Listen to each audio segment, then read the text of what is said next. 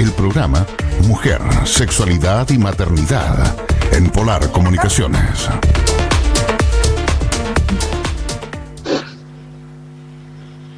Hola, muy buenas tardes. Mi nombre es Isolina Guayquil, periodista del Servicio Nacional de la Mujer y la Equidad de Género de la región de Magallanes. Y en este día tan importante para quienes trabajamos por erradicar las violencias, le damos la bienvenida a una nueva edición de Mujer, Sexualidad y Maternidad, programa del CERNAMEC que la región ejecuta este año en la Gobernación Provincial de Magallanes, en el que a lo largo ya de 6 capítulos hemos abordado distintas temáticas respecto a los derechos sexuales y reproductivos y educación sexual integral. Hoy en Chile y en el mundo se conmemora el Día Internacional de la Erradicación de las Violencias contra las Mujeres. Violencias en plural, porque son muchas. Mujeres en plural, porque le sucede a la gran diversidad. Y Día Internacional porque es una problemática, una pandemia en realidad, como lo define la ONU, presente desde países en desarrollo hasta el primer mundo.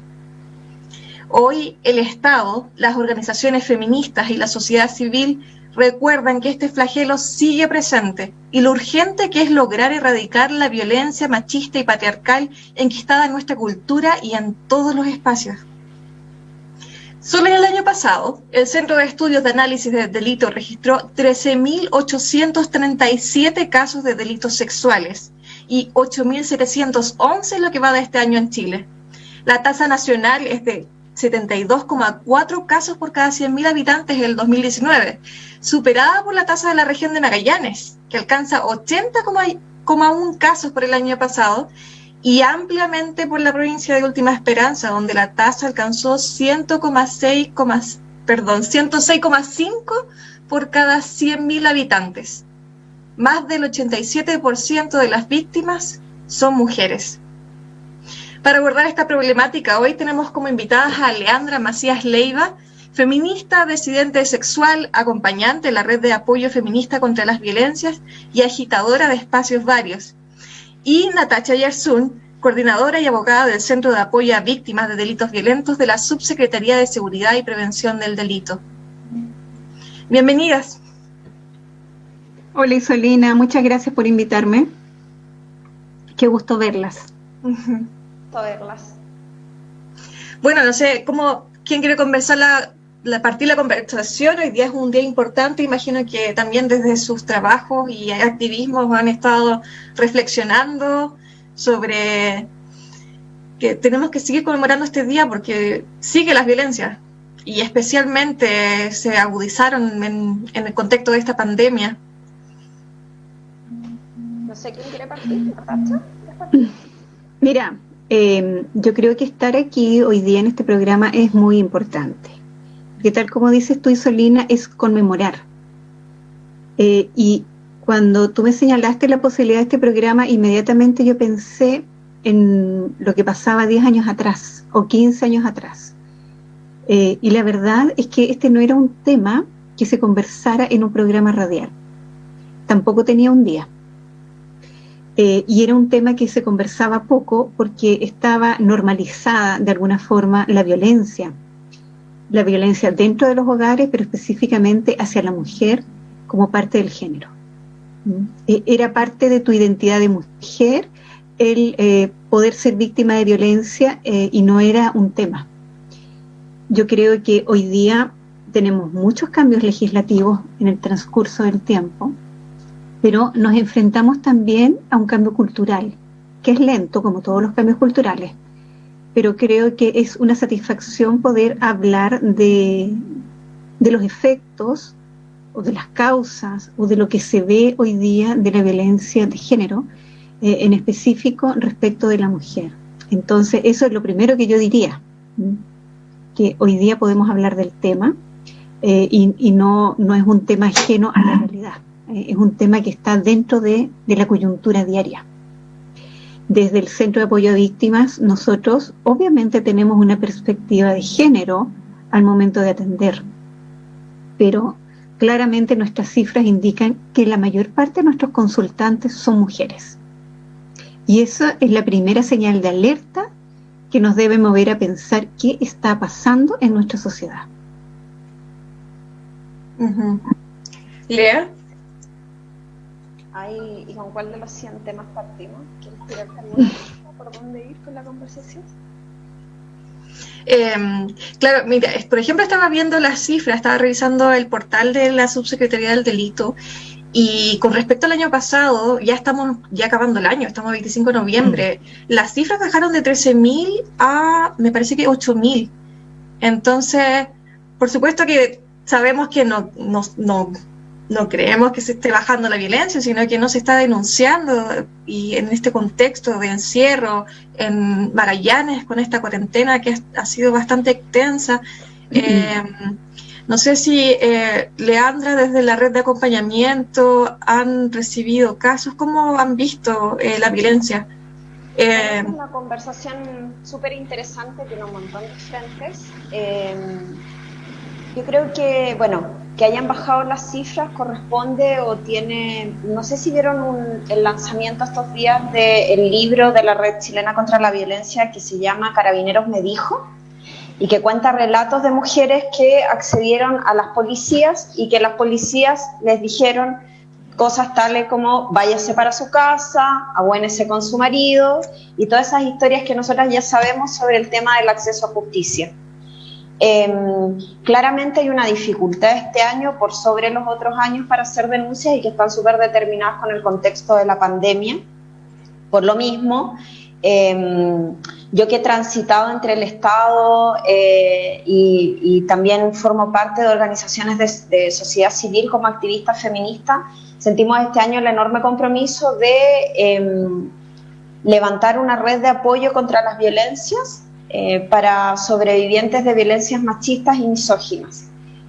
Por un lado, no descartamos el trabajo que hace el Estado, donde trabajan compañeras como Natacha, en las que confiamos, creemos y conocemos su trabajo, y de alguna manera también hemos hecho derivaciones para allá, algunas coordinaciones, o con las compañeras del Servicio Nacional de la Mujer.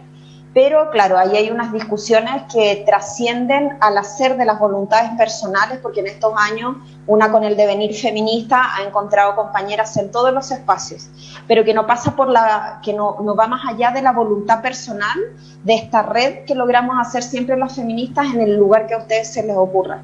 ¿Cuál es el problema? Que no es el Estado mismo el que está asumiendo la crítica de la violencia que se ejerce contra las mujeres. Entonces, este himno de las tesis del año pasado de un violador en tu camino ejemplifica muy bien esta idea de que el Estado per se es un Estado patriarcal que se funda en unas normas, en unas leyes, en unas formas que ponen a las mujeres en desventaja en relación con los hombres. Y lo vemos diariamente con todas las mujeres y compañeras que quieren acceder a justicia. Y a propósito de eso, lo que nosotras hacemos en esta red de acompañamiento es entregar información de utilidad para mujeres sobrevivientes de violencias, pero si nos preguntan a nosotras nuestra opinión en primera persona, le decimos que no estamos tan seguras y le contamos cómo va a ser su experiencia en justicia, entendiendo que en este minuto también se ha organizado en Punta Arenas y que viene un camino más o menos sostenido, organizado hace unos 5 años atrás, que retoma el trabajo de compañeras que obviamente estaban hace tanto tiempo activando en el territorio, pero que hay una serie de respuestas ahora que vienen desde las propias organizaciones feministas. Ahora, ¿cuál es el dilema y la contradicción paradigmática? Que las feministas no nos podemos hacer cargo de la erradicación de la violencia. ¿Y cuál es la otra contradicción paradigmática? Que el Estado opresor, que violenta a las mujeres, que violenta a las niñas, que violenta a todas las personas que salen de la norma, llámese maricas, llámese cola, llámese gente pobre, llámese gente adulta. Vivimos lamentablemente en un sistema que, a propósito, como para unirlo a lo mejor con la conversación constituyente, que se ha pensado como un proyecto monocultural. ¿Y a qué me refiero con esto? De pensar de que todas las personas son iguales. Y sabemos que todas las personas somos diferentes y nos paramos en el mundo desde lugares diferentes. Y muchas de las personas nos paramos de lugares desiguales. Por ejemplo, nosotras tres, que me imagino nos identificamos como mujeres, no estoy segura, ahora ya no me gusta hacer esas afirmaciones porque últimamente una vez es la embarra, pero pues con este cuerpo que a nosotras nos tocó nacer y habitar, partimos en una posición de desventaja. Yo ahora estoy trabajando en temas laborales, por ejemplo, y que tienen directa relación con la violencia, porque las mujeres, o para las mujeres, es muy difícil salir de situaciones de violencia si no son autónomas económicamente. Pero cuando miras las estadísticas regionales y te das cuenta que alrededor de 10 mujeres, solo 4 tienen un trabajo remunerado, y si desagregas esas 4 mujeres que trabajan, en qué condiciones laborales trabajan, son muy disímiles. El trabajo de la red, por supuesto, se apoya en el trabajo que tiene el Estado, donde tenemos compañeras que se la juegan todos los días, que están súper comprometidas con su pega, pero que al mismo tiempo sabemos lo desgastante que también es para las compañeras que están en este sistema, que tampoco las cuida, porque trabajar con la miseria es un trabajo bien duro, en realidad. Ay, perdón que hablé un montón, pero hay que conectar un par de ideas sobre el Tomaste el micrófono, Leandra. Sobre el trabajo activista que hemos estado levantando, que es una red telefónica. Nosotras hacemos como la primera línea, nos llaman por teléfono, nosotras les entregamos información, le hacemos contención y le hacemos acompañamiento. Y luego hay otra red de compañeras feministas, que es la red matrística, donde hay una red de terapeutas feministas que está acompañando también a compañeras en sus procesos. Y obviamente que hay muchas compañeras que quieren acceder a la justicia formal, y pues ahí tenemos a todas las compañeras aliadas, como la compañera Natacha, como las compañeras de Cernamed, que siempre están ahí dispuestas, pero que es un trabajo tan de hormiguita y tan complejo de explicar, de dimensionar la cultura esta de la violación, que a veces son como términos también que son súper abstractos y que cuesta concretar en la realidad. Claro. Justamente yo iba a referirme a lo que se estaba viendo el año pasado. Creo que probablemente todas fuimos a cantar y a hacer la coreografía, que la culpa no era mía, ni dónde estaba, ni cómo vestía. Eso produjo un destape, bueno, a nivel de comunicación, que es lo que veo yo, pero impresionante en redes sociales, de mujeres que se vieron con la posibilidad de sentirse identificadas, de dejar la vergüenza y decir, a mí también me pasó. Yo no sé si esto tuvo algún efecto también, Natacha, en si más mujeres se acercaron a buscar reparación al Centro de Atención a Víctimas. ¿Cómo viste tú este fenómeno de las tesis? Mira, en términos de lo que yo hago, yo no sé si hubo impacto en cuanto al número de personas que se acercó. Más bien el impacto de mujeres que han sufrido violencia en sus distintas manifestaciones, especialmente violencia sexual, se ve cuando en los medios de comunicación aparecen casos. Eso sí es un estímulo para las mujeres a buscar ayuda, no necesariamente denunciar, porque ahí me tomé las palabras de Leandra, las personas somos todas distintas. Y creo que lo peor es hablar de tratar con igualdad a las personas, sino más bien con equidad desde la individualidad y de las características de cada persona. Entonces, claramente cuando hay noticias impactantes que tienen que ver con violencia hacia la mujer, es cuando aumenta el número de personas que nos consultan. Y muchas de ellas, como te comenzaba a decir, no necesariamente buscan el acceso a la justicia.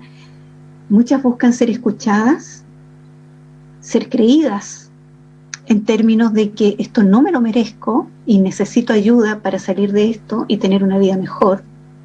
Y también, por supuesto, hay un porcentaje de mujeres que busca la justicia, de ser oídas por el órgano persecutor y también por quien aplica justicia, y de que la persona que ha ejercido la violencia reciba la sanción que corresponde.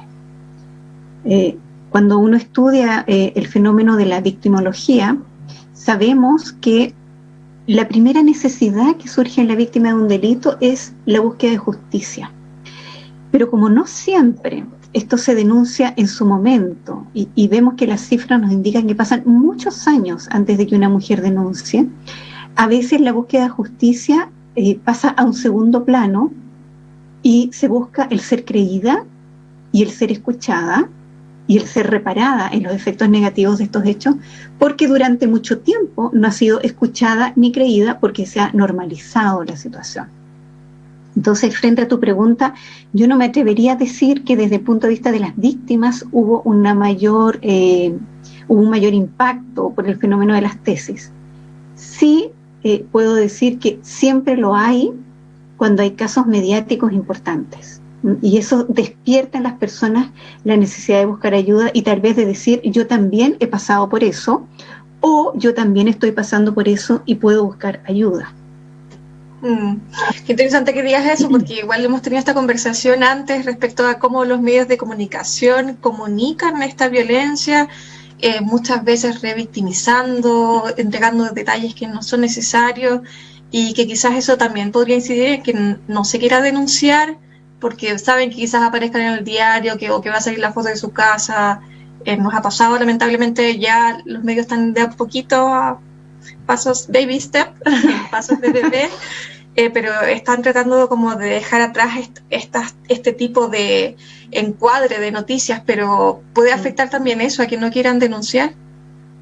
Yo creo que sí, porque la persona que sufre, que está afectada por los distintos tipos de violencia, en mi caso, cuando esto es constitutivo de delito, claramente no quieren seguir siendo expuestas. Y desafortunadamente en los medios la persona no solo es expuesta, sino que es enjuiciada. Y enjuiciada a veces desde las peores formas. Y en esto hay que ser bastante claro. A veces la mujer es enjuiciada por su propio género. Y de la peor y de las formas más crueles. Y nosotros hemos visto en el caso de violencia sexual, tú te lo buscaste, no te crees mina, comentarios de ese tipo. Entonces, indiscutiblemente el tratamiento de la noticia incide en la conducta que una persona que quiere buscar ayuda puede tener. Y eso puede generar una retractación o a veces el mantenerse en una situación de silencio por no verse expuesta, pero principalmente por no verse juzgada. Y este juzgamiento tiene que ver también con que no se le ha creído de la forma adecuada respecto de lo que le ha pasado. Dale, Lea, adelante. Es que cuando estábamos en vivo nos interrumpíamos más ahí a los chilotes, ¿o no? Nos atropellábamos hablando. Ahora como es más respetuoso este asunto. Me parece que la Natacha dijo dos cosas súper interesantes. Una tiene que ver con que las feministas le hemos estado dando harta vuelta al tema de la justicia, entendiendo que la justicia tal como la conocemos es patriarcal. Sabemos cuáles son los fines últimos de la justicia, donde los delitos contra la vida y los delitos contra la vida de las mujeres no son prioridad para la búsqueda de la justicia. Y las feministas le andamos dando vuelta a una cosa que llamamos justicia feminista. Todavía le falta episteme, le falta teoría, pero es algo que está en construcción. Han habido varios eventos latinoamericanos interesantes. El año pasado hubo el primer encuentro sobre acceso a justicia y feminismos, una crítica al sistema punitivo y anticarcelario en Quito, Ecuador, a donde pudimos viajar varias de las compañeras. De hecho, fuimos una comitiva desde Punta Arenas y llegamos muy como emocionadas de pensar en estas otras formas de justicia. Entonces, como lo que decía Natacha, muchas de las mujeres no quieren acceder a la justicia formal, pero se sienten justamente reparadas si hay un piño, si hay un grupo, si hay gente que le cree, si hay otra gente que también se nombra en primera persona como sobreviviente de violencia, porque también creo que las generaciones más jóvenes han perdido este miedo, este tabú de decir sí, yo soy sobreviviente de violencias, y en plural. A nuestra generación le cuesta mucho esto de decir sí, yo soy, por ejemplo, yo soy sobreviviente de violencia sexual, y obviamente que mi motor o muchas de las cosas que mueven mi activismo está muy relacionada a los temas de violencia. Quizás si mi infancia, mi adolescencia hubiese sido otra, andaría en otro frente, sería feminista igual, pero a lo mejor andaría en otra cosa del feminismo. Y entonces cómo las propias experiencias personales también logran crear una comunidad que soporta, que aguanta, que apaña, que acompaña procesos donde las mujeres a lo mejor no quieren ver, por ejemplo, al ex marido encarcelado porque resulta que ese ex marido es el papá de sus hijas, de sus hijos, y que a lo mejor en algún momento de nuestros andares más jóvenes una decía, no, pero a la cárcel. Y claro, hay contextos personales donde a lo mejor a una sobreviviente de violencia le basta con que se aleje, con que le deje tranquila, con que le pida disculpas, etcétera. Hay un montón de formas. Quería decir otra cosa. La otra cosa, que tiene que ver como con el orden de la cultura.